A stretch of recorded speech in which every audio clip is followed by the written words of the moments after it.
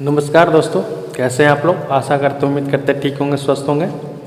और ये साइंस का प्रैक्टिस पेपर चल रहा है, आप लोग को पता ही होगा।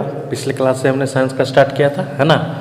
और पिछले जितना भी वीडियो कवर अप करवाया वो टोटल देख लीजिए। मोर देन इनफ है आपके एग्जाम के लिए, इससे बाहर कुछ नहीं आने वाला, है ना। जो हम कवर अप करवा रहे हैं उसको कर लीजिए, मोर देन इनफ है आपके एग्जाम के लिए, है ना। To the point, to the subject, syllabus wise आप लोग को करवाया जा रहा है ना। और ये साइंस का चल रहा है फिलहाल। तो चलिए आज का सेशन स्टार्ट करते हैं। प्रकाश की चाल निर्वात में कितनी होती है? 3 × 10⁻6 मीटर पर सेकंड, 3 × 10⁻7 मीटर पर सेकंड, 3 × 10⁸ मीटर पर सेकंड, 3 × 10⁹ मीटर पर सेकंड। क्वेश्चन कह रहा है प्रकाश की चाल निर्वात में कितनी होती है?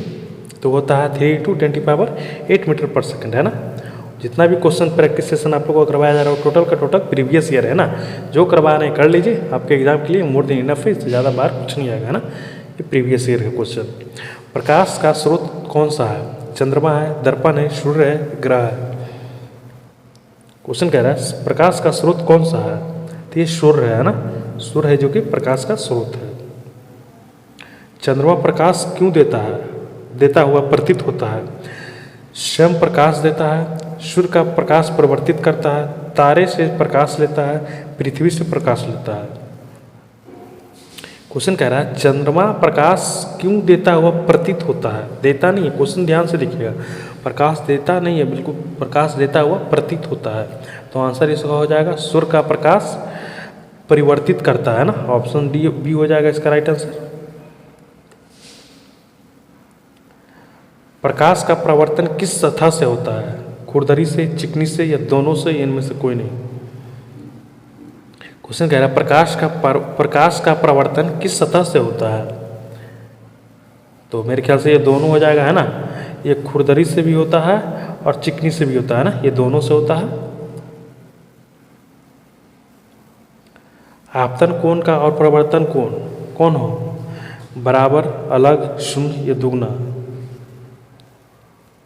क्वेश्चन कह रहे हैं आपतन कोण और प्रवर्तन कोण होते हैं, ये होते हैं दोनों बराबर होते हैं, है ना।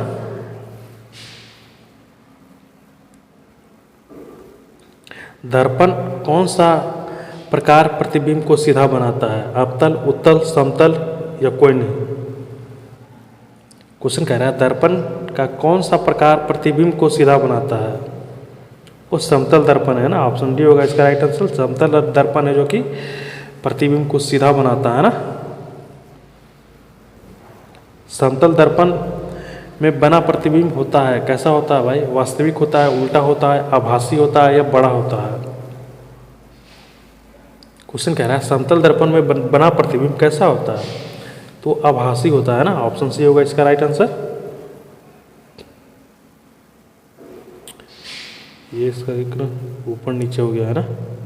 चलिए कोई नहीं, वैसे भी फोर्थ क्वेश्चन ऑप्शन का इसमें जरूरत नहीं, तीन में से आप लोग का एक आंसर होने वाला है ना। अवतल दर्पण का उपयोग कहाँ होता है? वाहन के शीशा में, टॉर्च में, या सड़क दर्पण पे? क्वेश्चन कह रहा है अवतल दर्पण का उपयोग कहाँ होता है? तो होता है टॉर्च में यूज, है ना। अवतल दर्पण का यूज टॉर्च में यूज किया जाता है। उत्तल दर्पण का उपयोग कहाँ होता है? टॉर्च में, दाढ़ी बनाने में, वाहन के साइड मिरर में, या माइक्रोस्कोप में? क्वेश्चन कह रहा है उत्तल दर्पण का उपयोग कहाँ होता है? तो उत्तल दर्पण का उपयोग होता है वाहन के साइड मिरर में, है ना। ऑप्शन सी होगा इसका राइट आंसर। ये दोनों क्वेश्चन है ना।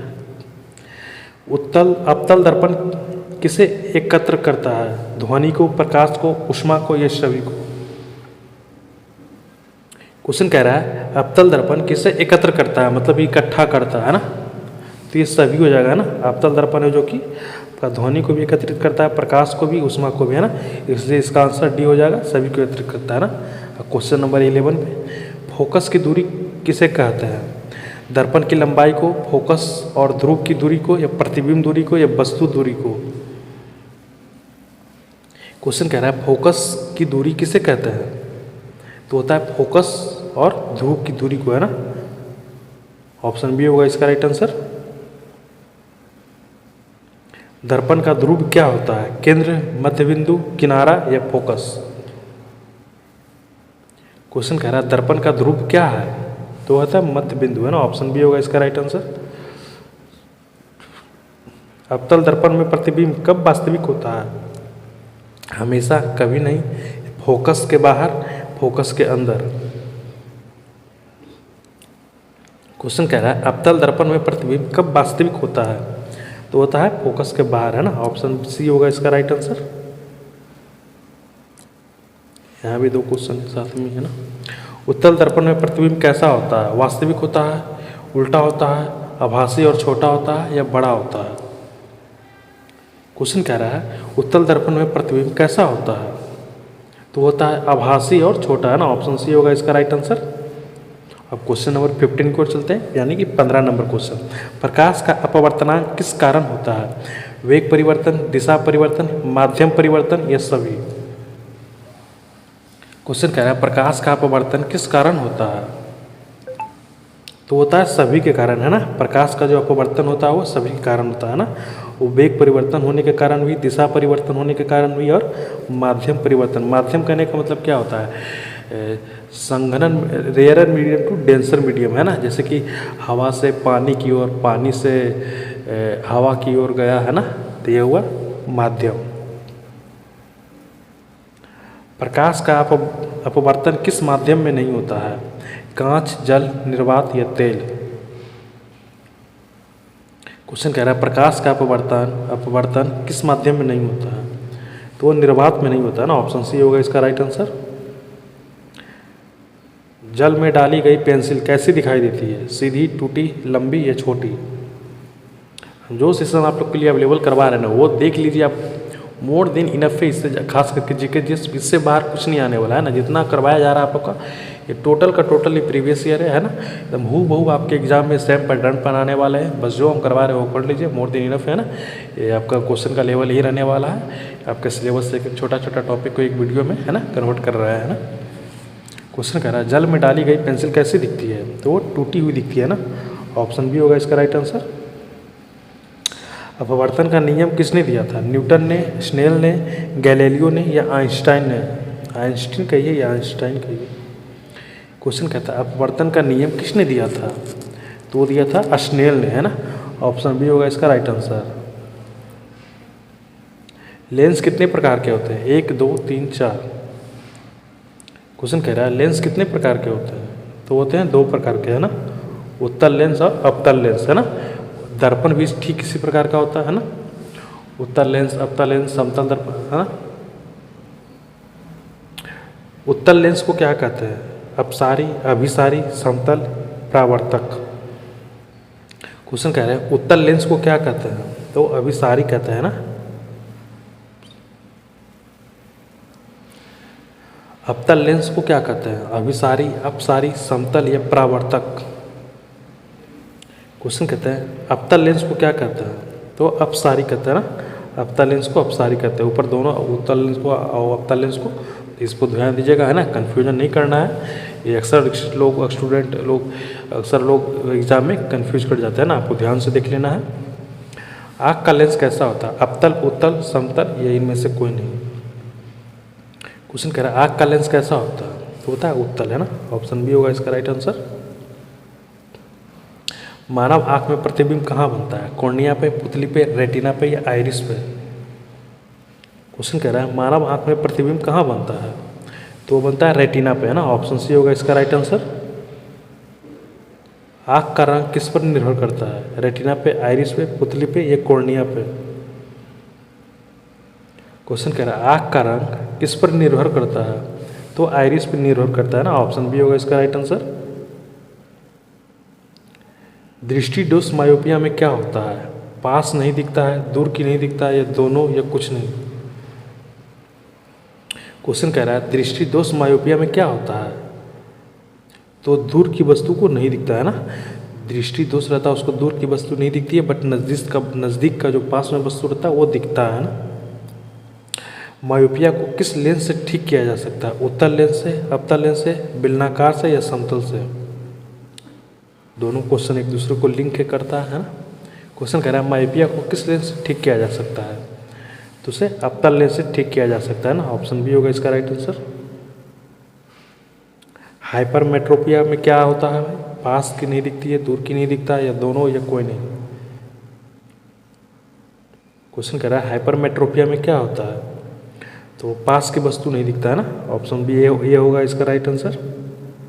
हाइपरमेट्रोपिया को किस लेंस से ठीक किया जाता है, अवतल लेंस से, उत्तल लेंस से, बेलनाकार से, या कांच से। क्वेश्चन कह रहा है हाइपरमेट्रोपिया को किस लेंस से ठीक किया जा सकता है, तो उत्तल लेंस है ना। इंद्रधनुष किस कारण बनता है, प्रवर्तन के कारण, अपवर्तन के कारण, विवर्तन के कारण, या अपवर्तन और प्रवर्तन दोनों के कारण। क्वेश्चन कह रहा है इंद्रधनुष किस कारण बनता है, तो अपवर्तन और परावर्तन दोनों के कारण बनते हैं ना। ऑप्शन डी होगा इसका राइट आंसर। सूर्य का स्रोत प्रकाश कितने रंगों का होता है, 5, 6, 7 और 8। एक ख्याल से, मेरे ख्याल से तो आप लोग को काफ़ी लॉलीपॉप टाइप का वो है और मिल गया है ना। तो सूर्य का जो श्वेत प्रकाश होता है वह 7 रंगों में होता है ना। ध्वनि किस प्रकार के तरंग है, अनुप्रस्था तरंग, अनुदैर्घ्य तरंग, विद्युत या प्रकाश। क्वेश्चन कह रहा है ध्वनि किस प्रकार का तरंग है, तो है अनुदैर्घ्य तरंग है ना। ऑप्शन बी होगा इसका राइट आंसर। ध्वनि की संचरण के लिए क्या आवश्यक है, निर्वात, माध्यम, प्रकाश, या ऑप्शन डी नीचे दिया हुआ है उष्मा है ना। एक्चुअली होता क्या है ना, क्वेश्चन जब सेट करते हैं ना, पीडीएफ बना रहे होते हैं, तो पेज जब एक से दूसरे पेज में बदलता है ना, तो ये ऊपर होता ही नहीं है ना, ये दूसरे पेज में चला जाता है। क्वेश्चन कह रहा है ध्वनि के संरचन के लिए क्या आवश्यक है, तो यह माध्यम है ना। बिना माध्यम के ध्वनि ट्रैवल नहीं करती है ना। ध्वनि निर्वात में क्यों नहीं चलती है, ऊर्जा नहीं है, माध्यम नहीं है, वेग नहीं है, तरंग नहीं।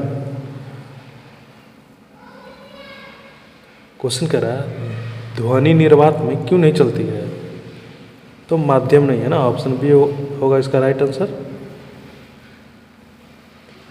ध्वनि की चाल सबसे अधिक कहाँ होती है, वायु में, जल में, ठोस में, निर्वात में। क्वेश्चन कह रहा है ध्वनि की चाल सबसे अधिक कहाँ होती है, तथा ठोस में है ना। ठोस में होता है जो कि ध्वनि की चाल सबसे अधिक होता है। ध्वनि की चाल वायु में लगभग कितनी होती है, 330 मीटर पर सेकंड, 340 मीटर पर सेकंड, 350 मीटर पर सेकंड, या 360 मीटर पर सेकंड। क्वेश्चन कह रहा है ध्वनि की चाल वायु में लगभग कितना होता है, तो होता है 340 मीटर पर सेकंड है ना। ऑप्शन बी होगा इसका राइट आंसर। ध्वनि की तीव्रता किस पर निर्भर करता है, आवृत्ति पे, आयाम पे, वेग पे, या तरंग दैर्घ्य पे। क्वेश्चन कह रहा है ध्वनि की तीव्रता किस पर निर्भर करता है, तो आयाम पे निर्भर करता है ना। ऑप्शन ए बी होगा इसका राइट आंसर। ध्वनि का तीक्ष्ण किस पर निर्भर करती है, आयाम, वेग, आवृत्ति, या माध्यम। क्वेश्चन कह रहा है ध्वनि का तीक्ष्ण किस पर निर्भर करता है, तो आवृत्ति पे है ना। ऑप्शन सी होगा इसका राइट आंसर। ध्वनि की आवृत्ति की इकाई क्या है, डेसिबल, हर्ट्ज, मीटर, या सेकंड। क्वेश्चन कह रहा है ध्वनि की आवृत्ति इकाई क्या है, तो हर्ट्ज है ना। इसको हर्ट्ज में डिनोट किया जाता है ना। मनुष्य कितनी आवृत्ति की ध्वनि को सुन सकता है, 10 से 10,000 हर्ट्ज तक, 20 से 20,000 हर्ट्ज तक, 50 से 50,000 हर्ट्ज तक, या 10,000 हर्ट्ज तक। क्वेश्चन कह रहा है मनुष्य कितनी ध्वनि की आवृत्ति की ध्वनि सुन सकता है, तो सुन सकता है 20 से 20,000 हर्ट्ज तक है ना। ऑप्शन बी होगा इसका राइट आंसर। 20 से कम आवृत्ति की ध्वनि क्या कहलाती है, श्रव्य, अल्ट्रासोनिक, इंफ्रासोनिक, या पराश्रव्य।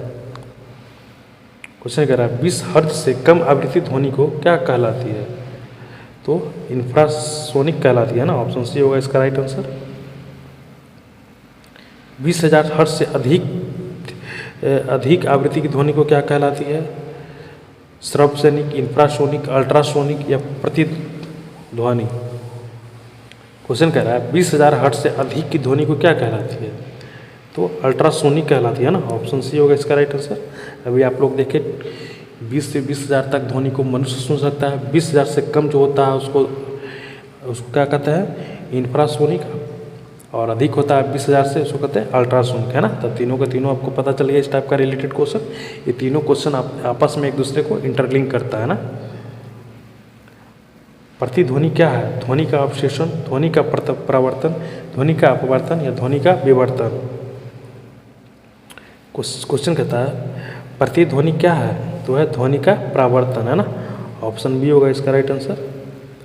प्रतिध्वनि सुनने के लिए न्यूनतम दूरी कितनी चाहिए? 10 मीटर, 17 मीटर, 20 मीटर या 25 मीटर। क्वेश्चन कह रहा है प्रतिध्वनि सुनने के लिए न्यूनतम दूरी कितनी चाहिए? तो 17 मीटर चाहिए ना। 17 मीटर पर ध्वनि की सुनने के लिए न्यूनतम दूरी चाहिए ना। चमगादड़ किस ध्वनि को प्रयोग करता है? इंफ्रासोनिक, सर्वसोनिक, अल्ट्रासोनिक या नीचे दिया हुआ ऑप्शन डी परावर्तित। क्वेश्चन कह रहा है चमगादड़ किस ध्वनि को प्रयोग करता है सुनने के लिए? तो करता है अल्ट्रासोनिक को, है ना। ऑप्शन सी होगा इसका राइट आंसर। सोनार का प्रयोग किसके लिए किया जाता है? दूर नापने के लिए, जल में वस्तु खोजने के लिए, गति मापने के लिए या ताप नियंत्रण के लिए। क्वेश्चन कह रहा है सोनार का प्रयोग किसके लिए यूज किया जाता है? तो किया जाता है जल में वस्तु को खोजने के लिए, है ना। इससे होता क्या है कि जल में किसी वस्तु या किसी भी गहराई पे तो आप जो इस प्रकार का सोनार को प्रयोग करते हैं तो वो उस ऑब्जेक्ट पे टकरा करके वापस आपके ओर आएगा, है ना। तो पता चलता है कि ऑब्जेक्ट मेरा यहाँ पर है ना। ध्वनि प्रदूषण का मुख्य कारण क्या है? वाहन, लाउड स्पीकर, मशीन या इनमें सभी। क्वेश्चन कह रहा है ध्वनि प्रदूषण का मुख्य कारण क्या है? तो हो जाएगा सभी, है ना। वो आपका वाहन भी है, लाउड स्पीकर भी है और मशीन भी है ना। ध्वनि की तीव्रता की इकाई क्या है? हर्ट्ज है, वाट है, डेसिबल है या जूल है। क्वेश्चन कह रहा है ध्वनि की तीव्रता की इकाई क्या है? तो है डेसिबल, है ना। अधिक ध्वनि को कौन सा अंग प्रभावित करता है? आँख, कान, नाक या त्वचा। ये क्वेश्चन तो मेरे ख्याल से आप सभी लोग दे दीजिएगा, है ना। स्किप करिए, आंसर दे इसका। चलिए दे ही देते हैं। तो अधिक ध्वनि जो प्रभावित करता है वो कान को प्रभावित करता है ना। कान को ध्वनि तरंग किसे कंपित करती है, कंपित, है ना। कॉर्निया को, कर्णपटल को या रेटिना को या लेंस को। कर्णपटल कहने का मतलब कि कर्णपट्टी, है ना।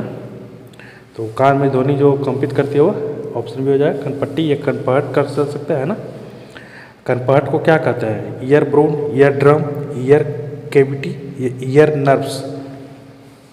क्वेश्चन कहता है कर्णपटल को क्या कहते हैं? तो उसको कहते हैं ईयर ड्रम, है ना। ऑप्शन बी होगा इसका राइट आंसर।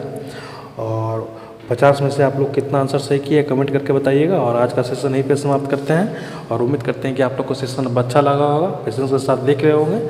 बस हम तो यही कहें कि हम जितना भी अवेलेबल आप लोग को वीडियो करवा रहे हैं वो शांति से देख लीजिए, टोटल देख लीजिए, अच्छे से देख लीजिए।